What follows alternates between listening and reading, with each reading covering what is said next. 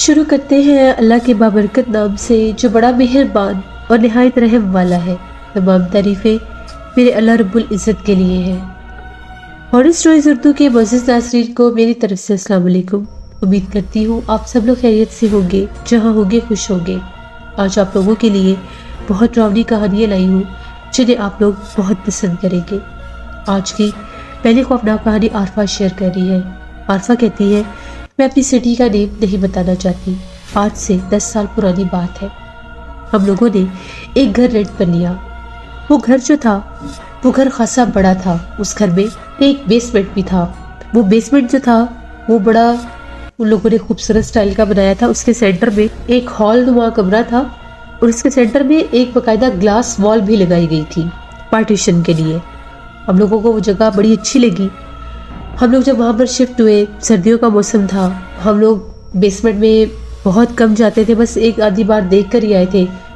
کچھ ہم لوگوں کا سامان ایکسٹرا تھا، وہ سامان ہم لوگوں نے بیسمنٹ میں سیٹ کر دیا اور اس کا ایک جو پارٹیشن تھی، جیسے ایک پورشن اس کا بھی خالی ہی تھا اور ایک حصے میں ہم لوگوں نے کچھ صوفے وغیرہ سیٹ کر دیے کہ گرمی کے موسم میں یہ جگہ ہم لوگوں کے آرام کے لیے کام آئے گی۔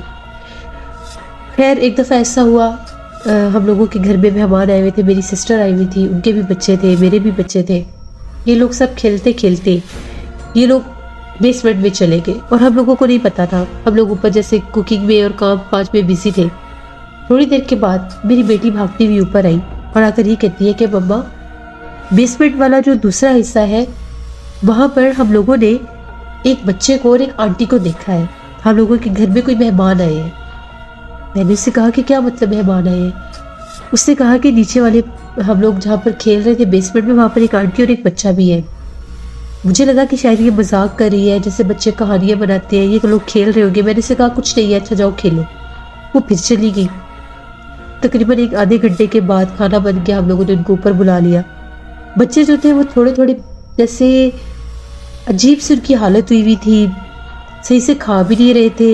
سارے بچے، 4 بچے تھے، ایک میرا بیٹا بیٹی اور 2 میری بہن کے بیٹے۔ جیسے وہ یہ بار بار کہتے ہیں ہمارا سر بھاری ہو رہا ہے۔ چھوٹے چھوٹے بچے یہ شکایت کر رہے تھے ہمارا سر بھاری ہو رہا ہے۔ ہم نے یہ کہا کہ شاید یہ کھیلتے رہے، نیچے ٹھنڈ بہت زیادہ تھی اس لیے۔ میں نے کہا کہ اب تم لوگوں نے نیچے نہیں جانا۔ بچوں کو ہم لوگوں نے کمرے میں بٹھایا۔ تھوڑی دیر کے بعد بچے سو گئے۔ میری بہن کہتی کہ یہ بیسمنٹ میں کھیل رہے تھے تو شاید ان لوگوں کی کچھ چیزیں وہاں پر رہ گئی ہوگی، شام کو گھر جانا ہے تو آؤ اٹھا کر لیے۔ میں اپنی بہن کے ساتھ نیچے بیسمنٹ میں چلی گئی۔ جب ہم لوگ بیسمنٹ میں آئے، لائٹ آن کی اور وہ جو گلاس وال تھی اس کے اوپر بچوں کا ہاتھ ایک حد تک جا سکتا تھا جتنی ان کی ہائٹ تھی، لیکن اس گلاس وال کے اوپر کافی اوپر جا کر میں نے 2 ہاتھوں کے نشان دیکھے۔ وہ ہاتھوں کے نشان بڑے عجیب سے تھے، بڑے بھیانک سے تھے اور ایسا لگ رہا تھا کہ پتہ نہیں اب وہ خون تھا یا وہ کیا تھا۔ کلرفل کچھ ریڈ ریڈ سی چیز تھی، جیسے اس کی 6 انگلیاں تھی اور جو ایک ہاتھ کا نشان تھا، یعنی جو ایک انگلی تھی وہ باقاعدہ نیچے سے ہو کر اوپر کی طرف جا رہی تھی۔ میری بہن کہتی یہ کیا چیز ہے، کتنا عجیب نشان ہے۔ میں نے اس سے کہا کہ دیکھنے میں تو ہاتھوں کے نشان لگ رہے ہیں۔ اس نے کہا یہ تو کوئی چیز گلی گلی لگ رہی ہے، جیسے ابھی کسی نے نشان لگائے ہیں۔ بچوں کی تو اتنی ہائٹ نہیں تھی اور نہ ہی ہماری اتنی ہائٹ تھی کہ اوپر ہاتھ اتنا جا سکتا۔ وہاں پر ہم دیکھا تو سیڑھیوں میں مجھے ایک سٹک نظر آئی، اس کے اوپر ہم لوگوں نے ایک کپڑا لپیٹا، جیسے جالے وغیرہ اتارنے کے لیے اکثر صفائی کرنے کے لیے بنائی جاتی ہے سٹک۔ جیسے ہم لوگوں نے ان ہاتھوں کے نشانوں کو صاف کرنا شروع کیا، وہ جو گلاس وال تھی وہ زور زور سے کانپنے لگی۔ وہ جو گلاس سینٹر میں فکس ہوا ہوا تھا، جیسے وہ کانپا پیچھے ہٹ کے کہ اللہ نہ کرے کہ زلزلہ نہ آ گیا ہو۔ زمین بالکل ٹھیک تھی لیکن وہ دیوار جیسے کانپنے لگی۔ میری بہن نے کہا پیچھے ہٹ جاؤ، اور وہ کپڑے کے اوپر تھوڑا سا نشان لگ گیا تھا، وہ خون تھا۔ ہم لوگوں کے تو رونگٹے کھڑے ہو گئے کہ یہ کیا۔ تبھی ایک دم سے میری بہن کی چیخ نکلی اور وہ یہ کہتی ہے کہ مجھے اس کی دوسری طرف کونے میں کچھ نظر آیا ہے، کوئی کھڑا ہے جیسے۔ غور کر کے دیکھا، ساری لائٹ سے لائی، کہیں کچھ بھی نہیں تھا، جبکہ وہ کہتی ہے کہ مجھے باقاعدہ سامنے ایک شیڈو، ایک وجود نظر آیا۔ ہم لوگ بھاگے باہر، بیسمنٹ کا دروازہ بند کر دیا، سٹک بھی وہی پھینک دی، کپڑا بھی وہی پھینک دیا۔ اوپر آئے، بچے بھی سوئے ہوئے تھے۔ تبھی میری بیٹی جاگی، اس نے رونا شروع کر دیا۔ میں نے اسے پوچھا کہ تمہیں کیا ہوا ہے, تم کیوں رو رہی ہو؟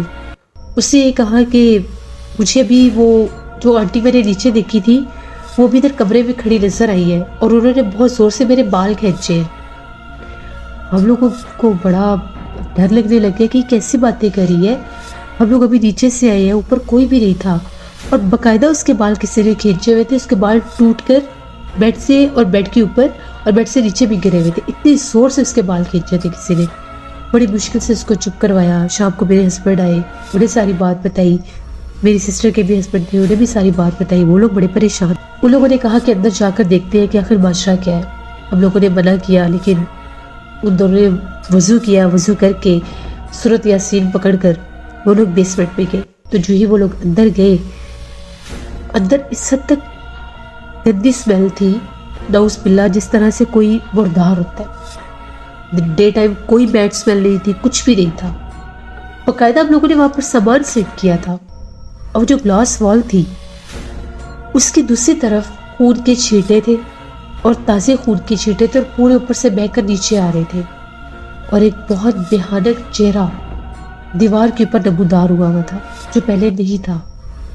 وہ بہت ڈر گئے, بھاگتے ہوئے اوپر آئے. انہوں نے یہ کہا کہ یہ بیسمنٹ میں جنات کا بسیرا ہے.